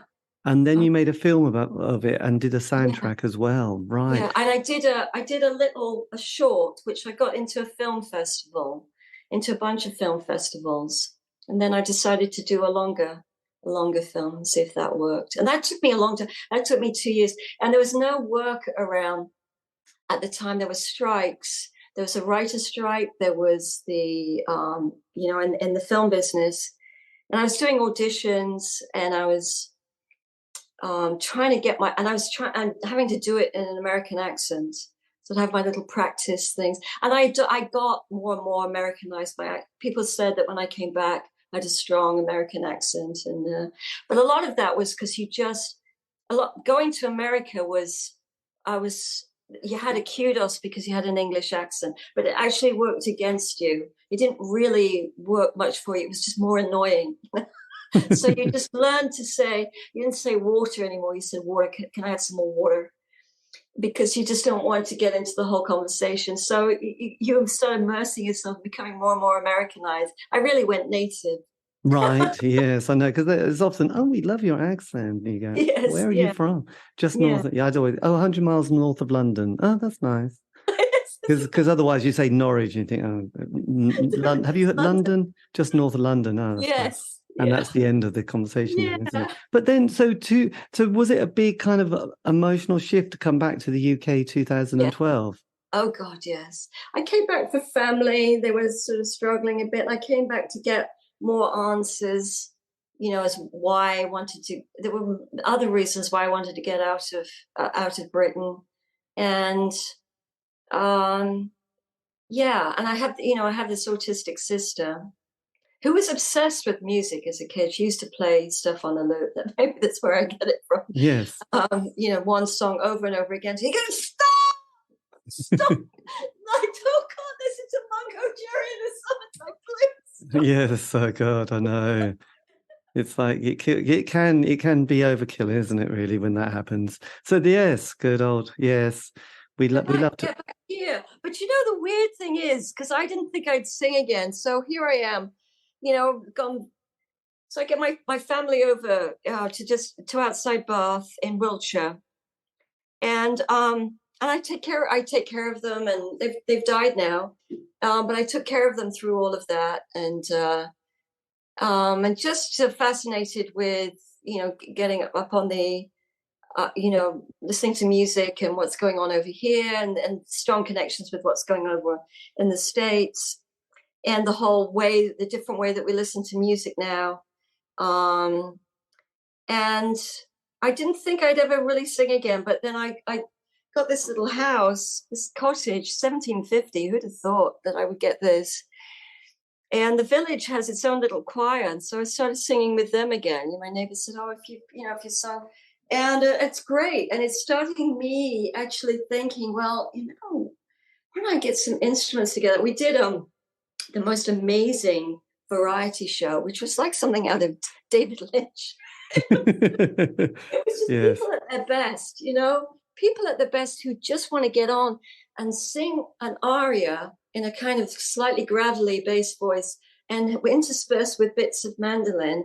And this was the show with tinsel down, just like something out of Eraserhead. And I just loved it, and I just thought, I need to get some musicians going and start writing again. And I have all this great sort of confidence, because I think growing up with my parents, my father particularly, it was all about the voice. You had to have a voice like Shirley Bassey or Frank Sinatra. We were always analyzing the voice. And now I know that's just nothing to do with anything. It's really wanting that you want to, and I was always being hauled over the coals throughout my whole music career about my voice, and it needs to be this, it needs to be that. And for some reason I was listening and agonizing. And now I'm in this position where I know I have the power that I have, and all those singing lessons with various people. It's all kind of come together, and I know that I just want to get on and perform and write about things and just not care.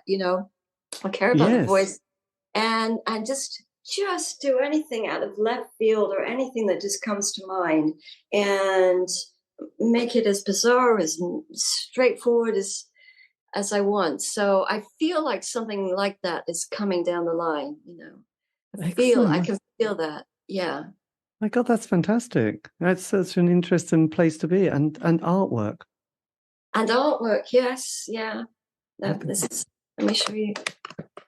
There's one of mine there. So I got a studio here, and so I'm making that film. I started to do art, and so all kinds of stuff going on. So have you, apart from going forward, which is always very important, have you kind of been archiving all your material and sort of bringing it together? Because you have been, doing a lot of stuff over the last 40 years. And it's quite nice my sometimes to sort of... bring it all together. Well, I think it is all together on the website, on the SoundCloud. I just sort of dumped a lot of it on my SoundCloud, along with podcasts that I did about art, how understand modern art by making it. And so, yeah, and I transferred things digitally, so I've got it all. I still have the tapes, the cassette tapes, Yes. CDs. There are shows that were recorded that I have. So yeah, there's a whole archive. I don't know what's going to happen with the label, because what happened, that first album, they wrote to me and said, I don't know if you're aware, but this is the thing that's actually selling. I think they want to make some more copies of it, but to keep selling it. It was discovered. I've had people contacting me about the first album. Yes. Like this, and like listening to it. Yeah, we made a music video of one of the songs, Quiet City, when I was in that house. We made it in that house. This was the guy who got me into that house, who was a clapper loader for Ken Loach, and he wanted to make music videos, and his girlfriend at the time did all the hair and makeup and whatever. We did it in that co-op house that became a squat eventually. Yes. So yeah, I mean, it's all out there. And I don't know, you've surfaced. I have, out of the blue. I mean, so sort of, you did a cover of Femme Fatale. So did you enjoy sort of recording those tracks as well, like Tomorrow Never Comes, Train Track Children? We broke up just after we printed those things and made those on our own label. Yeah, that was after the band broke up. I was working in a post-production house. Right. Film post-production house, and on reception. That was a whole world. That was, my God. But with the sons of the great and good, and who were running that company, and there was a girl came in, and I think the guy she knew was using one of the editing suites, and she said to me, I'd like to make music video. I heard that you were a musician. I said, well, here, take a look. And so that's the song she chose. So we did that. And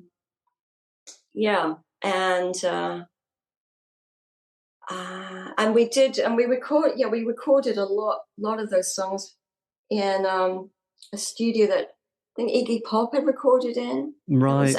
Out in the suburbs of LA. So this is Adventures of Lily. Yeah. Right. So that's so who else plays on that? So this was the band that was the LA band. So there was Mats he was Swedish. He played the drums. Mario played the guitar and produced it. And so had Boyd on bass, and he had been out in Japan and had played a lot in bands out in Japan. Right. So I don't know how we found him. My God. So have you got much material that you want to record going forward? Well, the soundtrack of the which is on the SoundCloud thing of the film. Yes, but I just wondered if you were starting to feel like you could, regain or rediscover some new music. Well, it's starting to percolate because what I got to do is I got to finish the book, which is called The Adventures of Lily, which I started in the early 80s. I was approached by a magazine, erotic magazine. I thought, well, I'm going to write erotic fiction just so I can make the money on the side. And I came up with this Adventures of Lily, but I never gave it to them in the end. And it was very kind of spare. So I started it. So I started to write that when I came back to England, and then in lockdown, I more or less finalized it and finished it up. And that's The Adventures of Lily, which is what the band was named after, right? So I want to get that finished and get that published. It's fun. It's crazy. And yeah, just get the music going again. Maybe even dust off the saxophone. How about that? That's in the closet over there. What about the flute? And the flute. Well, I've been playing the flute in this little choir, and this is just a church thing, sort of, every other Sunday rather. So it's funny because, I started singing in churches and, church music. When you're a kid growing up in those times, assemblies were hymns, and I'd be in the choir on the stage singing the hymns. And so a lot of religious music. So that was a big influence as well. I forgot about that. Thomas Tallis and all of those very sort of open playing songs from the period. So it all goes in. But do I have plans? No, because I think you appearing out of the blue, David. What is that all about? That stuff has been there for years. Well, the interest, I don't know if you've noticed, but in the last, when I started doing these interviews, there wasn't that much interest in the 80s. And then suddenly there's this kind of a wave of kind of people have been writing a lot of books everyone's been writing their memoirs. I don't know if you've noticed this. Then there was books, there's been 3 books on goth, this year. There was one by John Robb, one by Kathy Unsworth, and one by a member of The Cure. There's been quite a few films made. There was a film made about a band that only lasted 8 months called Rima Rima in 1979, and it was like someone made a film. And the bizarre thing is, you must see it, because actually it's about this guy who makes perfume by synesthesia, this kind of sense that he synesthesia. That's what I have. Synesthesia. Do you? Oh, wow, yeah. So he makes this perfume. I'll have to send you the link to his website, because he kind of has this kind of all these perfumes that are based on these kind of quite interesting songs that he hears. But it's but there's been a lot of kind of interesting kind of things developing recently. And obviously, there's a record label called Cherry Red Records, and they're always bringing out these compilations. Oh, Cherry Red. That was amazing. So they've been bringing out stuff, and then there's lots of people. Yes. Bizarrely, last year or 2 years ago, as time flies by, but this guy, there's a guy here. He's American, but he went to the UEA, and I love the way they said the UEA. and so he went to the UEA for a year, but he collected all this kind of post-punk artwork, and he just brought So it's kind of interesting, all the kind of fanzines, all these posters, all these flyers. What is that all about? Because this is, we wouldn't have done that, would we? We would, certain people would have been have this retro thing, but that seems to be so much more of a thing of generations coming up now, that they go to the past. Whereas, for us, the 70s, the 80s, it was all about now, the future, like kick over the past. Yes. So it's kind of fascinating, isn't it? You wonder about where the whole thing is going, and maybe it's not that anymore. When punk came out, it was just so revolutionary. It was so, anti this, anti that, noise, anti. Can you only go to the past? Where do you go from there? And maybe that's fine. And maybe that's fine. But I think there's also that processing. And also I think there's the archiving world. I think people are thinking, I've got all this stuff. If I don't do something with it, it's just going to go in landfill. They're just going to put it all in a bin. And what happens when people die? So there is a little bit of the archiving, but it's also a fascination, because I think things happen and you take it all for granted, being in bands, going to clubs, doing the BBC sessions. It's all just what happens, and you get on with life, and you have to hustle a buck. And then you look back, and a lot of people kind of haven't wanted to look back, and then they think, I need to face it. And it's not as bad as it often sometimes memory has it. So you think, that's what do you mean? You mean all the strife they went through, and all the all the kind of the emotional ups and downs, and the kind of hopes and fears, and a lot mature beyond that. Because a lot of bands break up badly, don't they? They really, Yes. it's not a good finish, and they never want to. Very intense kind of, it's petri dish of, and sort of going back and listening to the music sometimes can be like, actually, this is quite good, and now you can start to remember some of the better moments rather than the time when you just wanted to kill one of the bass player, or and sort of go, no, this is quite interesting, and then I don't know, just processing stuff and letting go of some of the angst and being a bit more kind of. Well, there's so much pressure, I mean, you're trying to make a living at this. You're trying to, and you've got to make a living. Then is you've got to really get the deal, and then you could be shelved and now, but of course, bands are doing it on their tours, their live shows. So it's a very different setup now. But I think in those days, because most people say, God, I wouldn't know what to do if I was a musician now. But in our day, the past, there was a record label. There were kind of certain things that happened, which now is like no artist really wants to go and put out just a little bit of music on their Bandcamp page. I mean, that's what most people do now. But having a record label and being able to go through that process makes it feel a little bit more real. I think that's one of the things that's probably.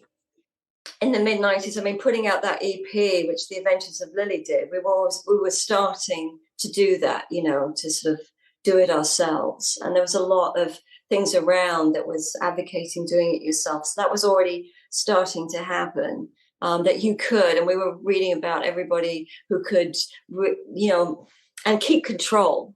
And so you weren't going to sign bad deals. There was a lot of stories about bad deals, or people trying to get their rights back, or their music back, or re-recording. That whole Prince thing, and the whole all of that. A lot of the bands that I've done from the 80s have wanted to somehow get their music and sort of tidy it up and get a nice compilation of all the stuff they've done and have it released, so that again it's a way of just feeling like archiving it, but also processing what they've achieved, rather than just kind of having bits here and there. Well, I suppose, I mean, it was satisfying to have, that first album on the American label surface. They want to print some more up there, but they don't actually have the master tapes. I mean, I have some rough tapes of it, just cassette recordings. But do I want to? I think what interests me is just going out live, and maybe just an acoustic setup, and just knowing the confidence I have now, and the way I could talk to people, and what I'd sing about, just allowing whatever that would come out, and just see what happened with that. You see a lot of music in sort of art centers. A lot of people are traveling doing that. Yes. So maybe because it was like going into a black hole when the whole thing ended, because it was so much energy and drive that took, coming over to the States and starting from scratch, and building things up, starting from scratch again, and building the next project up. And so I don't know. But I trust more. And this is the influence of being in California and Los Angeles. So you absorb all of this, because everybody's trying to make it out there. So everybody's got their own philosophies and all the kind of spirituality surrounding that. And that was very interesting, getting in that somehow it comes. And if I look back on my life, just when I'm at my lowest ebb, I meet somebody in a coffee shop, or just when I think I can't do this, I get something in an Indiana Jones thing. Things happen. Yes. I believe in that. And it's less about, you got to enjoy it while it is. And if you're straining and striving to get the deal or whatever, you're not enjoying the journey so much, the process. So I think that's what I would think about the whole thing, is just kind of relax and just not put any pressure on it, and not be thinking about whether. One thing that I've learned from that album, which I wrote practically in my bedroom, just in that little studio, in that cooperative house was, I had ideas that it had to be in a proper studio, that I had to be this. Well, that's the album that people, liked, and they write to me and they tell me what they think is going on. They think there's a whole story, and they tell me what they think is happening to this girl, and how she's, what her life, what the story is into that album. And I think, God, I didn't even think at that time. At that time, I didn't think that any. So you can't be prescriptive. You can't plan things out. You just got to make something that appeals to you. That I loved. I loved making that. Yes. People told me afterwards, well, that's not going to be. I mean, this is the blah, blah, blah, blah. There's so many people in your life that are telling you what's wrong with you or what's wrong with it. You just get a barrage of that. I don't know why people do that. But the people told me that about that album. Well, no one's gonna. I mean, but that's the one that people like, because it was just me and my imagination, just a girl in the sort of late 80s, just dreaming outside her window, looking through the window to the garden and writing whatever came to my mind. Somebody came to the door, one of the songs, The Wrong Door, a guy in a patchwork outfit arrived on the door. He knocked on the door and he opened it. And I said, "Can I help you?" And he didn't say anything. He stared at me and then he just walked away. And so that inspired the song, The Wrong Door. It was just my world, that I was thinking, time and just do that, and who knows who that's. I remember getting in the 90s, there was a lot of do you remember this? There was kind of big there's some in America, there's so much room for such a diverse taste in the States, and there's a sort of a market for everything, whereas in Britain it was top of the pops, so it was this, you had to get in that to get seen. But over there, people had interests all over the place. And I met people who were interested in Japanese girl bands, and that was a similar thing. They made these rinky-dink albums themselves, and there's a charm to it and a sweetness to it. I don't know if you've ever. Yes, there was a band called Shonen Knife who they supported Nirvana, and they came to the Norwich Arts Centre quite recently. In fact, I did an interview with the singer a few years ago, because she did. There was a great compilation that came out in the early 90s of kind of American, slightly post-punk bands like Sonic Youth, covering the work of the Carpenters, and it's just a brilliant collection. And Shonen Knife is on there as well. I think they do Top of the World or something like that. So yes, but yes, there's a kind of clean clarity, but there's a sort of a spirit of punk without it being Sid Vicious, which is always important. So yes, so there you go. And now we have K-pop that everyone's obsessed with. So I know, I've been interested in that. I've looked at that and pondered it. I think we're fascinated with that side of that world, a part of the world that's been so closed off to us. It started that we're fascinated. Of course, it's all American derivative, isn't it? Yes. I am fascinated with that. And why that is so fascinating to all ages is really interesting. I think it's, they're so beautiful, these guys and girls. And they're so doing the West. It must be something about that fascination to see ourselves sort of kind of reflected through something else. They must have just listened to all that, American, British bands. Yes. And sort of given it their own take and stuff like that. So you're working on your sort of second book, Adventures of Lily, and you've done Orange Peel as well. So is there any other books that you think? Yeah, there'll be the third one. It's a trilogy, and I think it's all kind of making my way to what's really going on. Also, there's another book about AI, because that's the thing now, isn't it? Yes. Artificial intelligence. Are they going to start running the show? And I have an interesting idea about that. A kind of compassionate version of AI. So yeah, there's that. There's more art to be done. I need to get myself back on track with that. My parents, that was very interesting, spending time with my parents and the whole aging process and illness and death. That's all going to come in somewhere. It's made me feel like time is short. Got to get on and do stuff. I have the freedom now. So, I mean, it's been 3 months since my father died. So I'm starting to just about, and then you appearing, and then people respond to my podcasts about art, because I'm just talking. I taught myself how to paint and draw, and so that's in the spirit of how I did the music. Really, just very naively, just because I love it and because it's fun. So. And is your sister still around? Yeah, she is. She is, and she likes to paint too. Right. She's a character. Yeah, a full-on character. Yeah, she is. And yeah, just obsessed with music, has to have music on a lot of the time. Yes, quite tricky. Mungo Jerry, that's quite tricky, isn't it, really?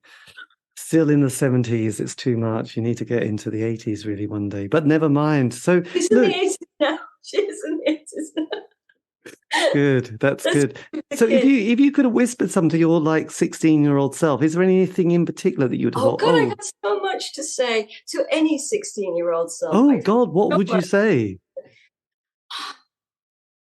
Just don't listen to people who are going to tell you that it doesn't happen, or point out everything that's wrong with you. To trust yourself, not try and be somebody that you're not. And how to navigate the sharks out there. Well, you're never going to put an old head on young shoulders. There's always going to be pitfalls and whatever. But just whatever it was that I was doing, I had an enormous amount of fun. And it was just nonstop adventure. It's just really, if you could be open to adventure, I would say to people now. Yes. Not feel so restricted and not confined, but get out into the world. I guess that is the motto at the UEA, isn't it? Do different or something like that. So is that right? Oh God! Oh God! God help us. So you certainly you use the UEA as a good springboard for the kind of next parts of the journey, which were. Oh, I guess so. I mean, I didn't want to be there. I know, but I guess if it hadn't been for that, the band, the John Peel sessions, and then. Well, who knows? I mean, maybe something else. I mean, I wouldn't advocate that as the be all and the end all. No, my God, no, I wouldn't. But it was a good time. I can see that from the people I spoke to. It was a good and a bad time. It was. There were lots of challenges to it, lots of difficulties. You must have got a student. You must have got a student grant, so you didn't have any debt when you came out of your degree. Right. Oh my God! Thank God for that. So you kept the zero balance. Yes, free. Not much money for a long time, but just making it work. Yes. And able to somehow, with imagination and creative spirit. My 16-year self, just don't listen and don't let people knock you, and trust in what you're doing. Don't write things and suddenly wish it was something else, but be happy being a girl and writing about what you want to write about, and appreciate where you're different, and just sort of know yourself, know what you can do, and be proud of that. And I think going to the States was great for building confidence and for belief. Yes, well, it did sound amazing. Your LA experience is quite a good chapter, isn't it? In a way, you packed a lot into that little moment. So that's well, it was a long enough moment. I mean, I got there in 91. I went through the earthquake in 94 in LA, in Los Angeles. So that was an experience. Yes, but then it was was it over 20 years in America? So that's quite a good chapter of your life. Yes. Yeah. Nice I wanted one. to move on. I mean, if I hadn't come back, maybe I would have gone to South America or something like that. I think I wanted to move on at that point. And I stayed there that long to get stuff done, I think, the books and the band, the music and the films. Yeah. There you go. That's it. But you've got and you're creating a studio in your new place. Yeah, I had a studio in Bath. So this little place, 1750. It's a little munchkin cottage, a little elf cottage, and it's got what was formerly a wash house, basket house or something in the garden. So that's here, and then here, when my parents had this flat, this is a great studio because it's all picture windows and views forever, a lot of light. So probably use this as well, which is near Corsham, which is an amazing village. It's like a film set or an opera set or a Jane Austen backdrop. It's Corsham, where there used to be an art school there. I think there still is, but so. And I, met people, and funnily enough, Americans have responded to my podcast, the art podcast. So been talking to them, and so probably go back there at some point. I haven't been back since being here, but it'd be nice to go back. I'm still in contact with people over there. Excellent. This is all. Yeah. Yes. Well, look, God, I'm going to have to go to bed soon. I'm quite. And that, dear listener, is the end of the interview. I know there's a lot there, but anyway, I thought it was interesting, and that's the main thing. Anyway, a massive thank you to Celia Hemken for giving me the time for that interview, which has been a fascinating insight into her creative process. This has been the C86 Show. I'm David Eastaugh. So if you want to contact me, you can on Facebook, Twitter, Instagram. Just do C86 Show. All these interviews have been archived on Spotify, iTunes, Podbean. It's a true story. Anyway, have a great week. Stay safe.